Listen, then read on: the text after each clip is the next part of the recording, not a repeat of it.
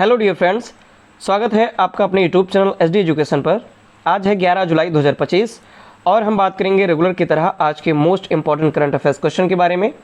जैसा कि आप सभी लोग जानते हैं, हम अपने इस वीडियो में जो भी आने वाले एग्जाम्स हैं उन एग्जाम्स में जो करंट अफेयर्स से रिलेटेड क्वेश्चन पूछे जाते हैं उन सभी क्वेश्चन को यहाँ पर कवर किया जाता है। तो अगर आप वीडियो पर पहली बार आए हैं तो वीडियो को शुरू से लेकर लास्ट तक पूरी देखिए। वीडियो अगर पसंद आती है तो वीडियो को लाइक कीजिए, अपने दोस्तों के साथ वीडियो को शेयर कीजिए और चैनल को सब्सक्राइब करना बिल्कुल भी मत भूलिए।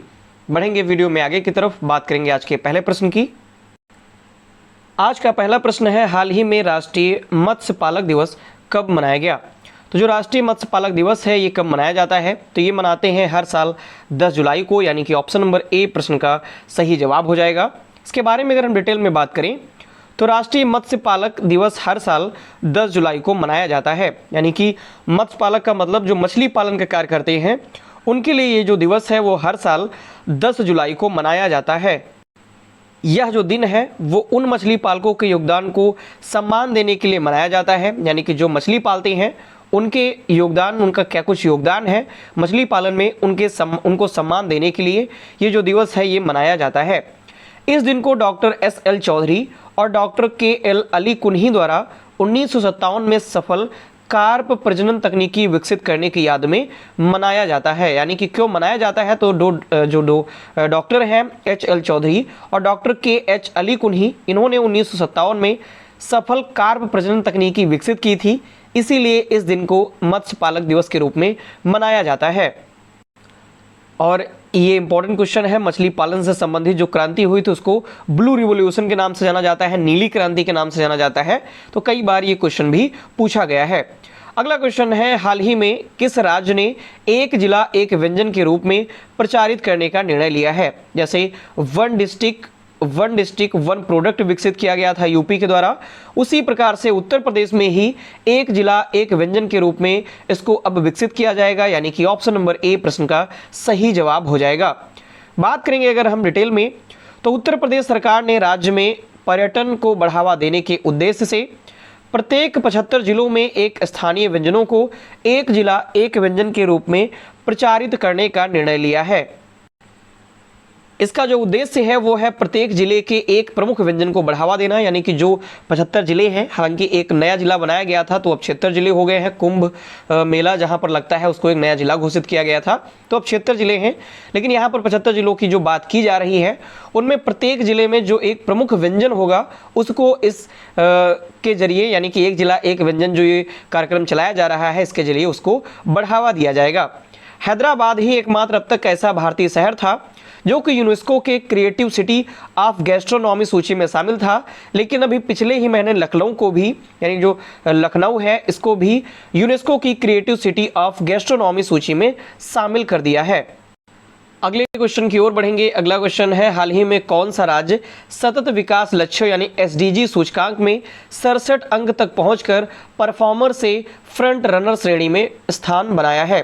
तो फ्रंट रनर श्रेणी में किसने स्थान पाया हुआ है? तो वो अगेन उत्तर प्रदेश सही जवाब हो जाएगा। यानी कि उत्तर प्रदेश ने ये स्थान बनाया हुआ है, तो ऑप्शन नंबर सी प्रश्न का सही जवाब हो जाएगा। बात करेंगे अगर हम डिटेल में तो हाल ही में उत्तर प्रदेश ने सतत विकास लक्ष्यों यानी कि सस्टेनेबल डेवलपमेंट जो गोल्स है उसके सूचकांक में 2023-24 में 67 अंक है उन तक पहुंचकर परफॉर्मर से फ्रंट रनर श्रेणी में इसने अपना स्थान बना लिया है। राज्य ने राष्ट्रीय स्तर पर 19वें स्थान से 18वें स्थान पर उन्नति की है। यानी पहले जो 19वें स्थान पर था अब ये जाकर के 18वें स्थान पर आ गया है, जो इस अवधि के दौरान सभी राज्यों में सबसे अधिक सुधार करने वाला राज्य भी बन गया है। जो आधार वर्ष 2018-19 में यूपी का स्कोर 42 था और इसे एस्पिरेंट श्रेणी में रखा गया था, वो अब 42 से जाकर के 18वें स्थान पर आ गया है और अब इसे फ्रंट रनर श्रेणी में रखा गया है। अगला क्वेश्चन है, हाल ही में उत्तर प्रदेश के किस जिले को पहले बॉक्स पार्क के स्थान के रूप में चुना गया है? तो उत्तर प्रदेश का ऐसा कौन सा जिला है? तो वो जिला है बाराबंकी। ऑप्शन नंबर बी प्रश्न का सही जवाब हो जाएगा।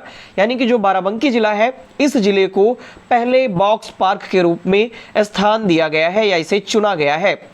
आगे अगर हम बात करें तो हाल ही में लखनऊ से सटे बाराबंकी को उत्तर प्रदेश के पहले बॉक्स पार्क के स्थान के रूप में इसे चुना गया है। लंदन की एक निजी कंपनी है और इस कंपनी यानी ये जो पार्क है, इसी कंपनी के द्वारा बाराबंकी के पास 110 करोड़ रुपए के निवेश से इसको स्थापित करेगी। यानी कि जो कंपनी कौन सी है, वो कंपनी लंदन की है, निजी कंपनी है, प्राइवेट कंपनी है, और वो इस पार्क को बाराबंकी के पास में ही 110 करोड़ रुपए के लागत के साथ इसको वहां पर स्थापित करेगी। इसका जो उद्देश्य है वो है पर्यटन, स्थानीय रोजगार और शहरी मनोरंजन को बढ़ावा देना। और इसका जो उद्देश्य है वो है कंटेनरों से बने जो अद्वितीय माल या हब है उनको विकसित करना, जो कि अब बाराबंकी में विकसित किए जाएंगे। अगला क्वेश्चन है, सबीह खान को जुलाई 2025 में किस कंपनी का मुख्य परिचालन अधिकारी या COO नियुक्त किया गया है? तो ये नियुक्त किया गया है एप्पल की कंपनी के जो मुख्य परिचालन अधिकारी हैं वो नियुक्त होंगे सबीह खान। तो ऑप्शन नंबर सी प्रश्न का सही जवाब हो जाएगा। डिटेल में बात करें तो ये भारतीय मूल के हैं सबीह खान। इनको एप्पल ने अपना नया मुख्य परिचालन अधिकारी नियुक्त किया गया है। तो कब नियुक्त किया गया? 8 जुलाई 2025 को, और वे जेफ विलियम्स की जगह लेंगे। यानी इससे पहले जेफ विलियम्स थे वो इस पद पर कार्यरत थे, लेकिन अब उनकी जगह पर सबीह खान को नियुक्त किया गया है। यह नियुक्ति ऐसे समय पर हुई है जब एप्पल को वैश्विक आपूर्ति श्रृंखला AI रोल आउट में देरी और अमेरिकी विनिर्माण जैसे दबाव देखने को मिल रहे हैं एप्पल कंपनी पर। उसी जगह पर यानी कि इसी समय पर अब सबीह खान को नियुक्त किया गया है। तो क्या कुछ ये अपना रोल इसमें निभाएंगे, कैसे इस कंपनी को आगे ले जाएंगे, ये देखना होगा। ये एप्पल कंपनी से 1995 में जुड़े हुए थे। अगले क्वेश्चन की तरफ बढ़ते हैं। अगला क्वेश्चन है जामाता, ये जामाता नाम है इसका, और ये तटरक्षक अभ्यास जो है वो किसके बीच में आयोजित किया गया है? यानी जो जामाता है ये एक तटरक्षक अभ्यास है, और ये जो अभ्यास है वो भारत और जापान के बीच में आयोजित किया जाता है। यानी ऑप्शन नंबर बी प्रश्न का सही जवाब हो जाएगा।